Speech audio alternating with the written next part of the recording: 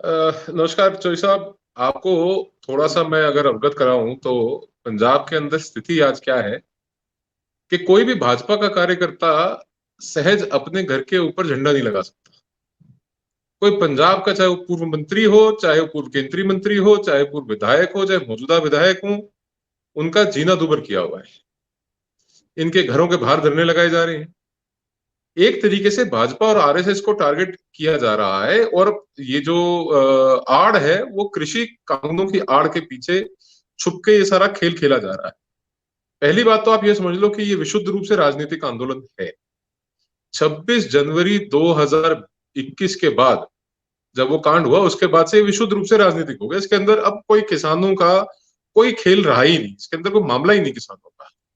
और दूसरा जो इसके अंदर एक एंगल आप और देखेंगे, प्रेशर टैक्टिक्स है ये, कि जब केंद्र सरकार ने कहा कि आप एफसीआई के माध्यम से परचेज होनी है, उनके आप सभी के हमारे को डाटा दे दीजिए और हम सबके खाते में डीबीटी कर देंगे, डायरेक्ट बेनिफिट ट्रांसफर कर देंगे, किसानों को जो लाभ है उनको सीधा मिल जाएगा। तो उसके लिए जी। भी पंजाब सरकार जो है वो उस पर अड़ी हुई है।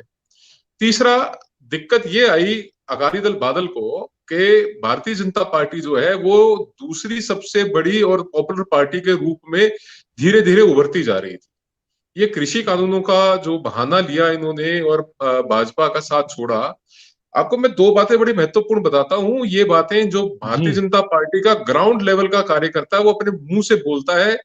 ये कहते हैं कि बीजेपी अकाली दल बादल के साथ जब तक गठबंधन में थी, चाहे सरकार में थी, चाहे विपक्ष में थी, बीजेपी का अर्थ था बादल जनता पार्टी। जी। जी। बीजेपी का अर्थ भारतीय जनता पार्टी नहीं था पंजाब। उसका कारण था कि कभी काडर खड़ा होने ही नहीं दिया, कभी कोई नेता बड़ा होने ही नहीं दिया। तो दिक्कत ये है कि आज उसका प्रतिफल जो है वो बीजेपी भोग रही है। उनके पास कोई बड़ा चेहरा नहीं है, उनके पास कोई बड़ा नेता नहीं है। जो स्ट्रांग होल्ड है बीजेपी के, पठानकोट, होशियारपुर, ये जो इलाके स्ट्रांग होल्ड है, एक समय में अमृतसर, ये स्ट्रांग होल्ड बीजेपी के अब जो है वो कहीं ना कहीं लोग महसूस कर रहे हैं कि कार्यकर्ता अपने आप को ठगा सा महसूस कर रहे हैं। लंबे समय तक जब सरकारें रही तो सरकार के अंदर ना तो हिस्सा सही मिला, हिस्सा सही मिला तो जो हिस्सेदार थे सरकार के वो मलाई लूटना और वो सब काम उन्होंने किया। जो बेनिफिट जी। है नीचे तक पहुंचा नहीं। अब आपने बात करी, ये एंगल जो सुनील जाखड़ का एंगल है, ये बिल्कुल सही आपने एंगल पकड़ लिया। बहुत कम लोगों ने इस नब्ज को पकड़ा है। ये निरंतर कभी भी, जब भी बादल सरकार होती थी, तब जब भी भारतीय जनता पार्टी का कोई काडर उठना चाहता था, कोई व्यक्ति आगे बढ़ना चाहता था, कहता सब हम कार्यक्रम करवाएंगे। ये जोशी जी होते थे इनके प्रदेश अध्यक्ष, तो अनिल जोशी को कहते थे कि साहब हम कार्यक्रम करवाएंगे, तो कहता नहीं नहीं, कार्यक्रम करवाना है पर लोकल एमएलए से पूछो। तो जब वो कहते भाई लोकल एमएलए के साथ तो हमारा 36 का आंकड़ा है, वो अकाली दल का है, हम भाजपा के, कहते नहीं नहीं गठबंधन है। यदि तुम यहाँ पे ऐसे करोगे, रैली करोगे, तो जो ये मजीठिया है ये फिरोजपुर में, फरीदकोट में हमारे खिलाफ कहीं और रैली कर देगा।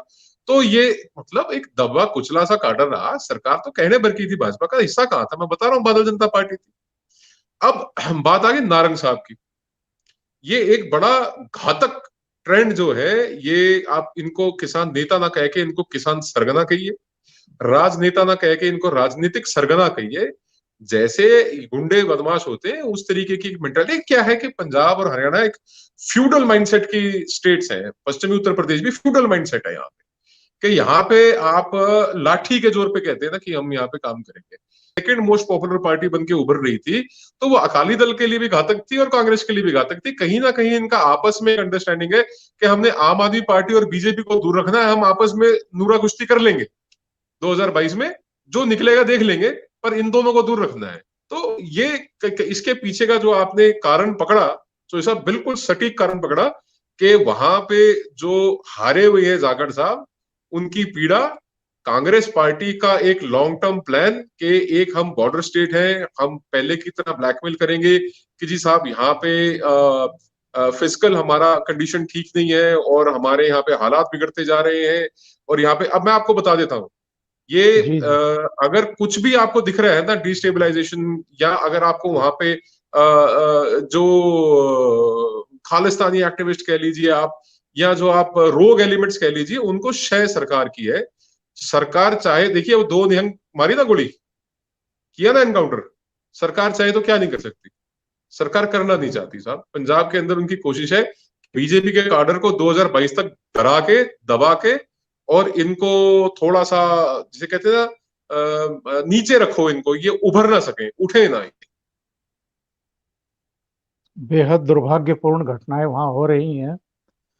कृष्णवीर जी, मलोट की घटना के बाद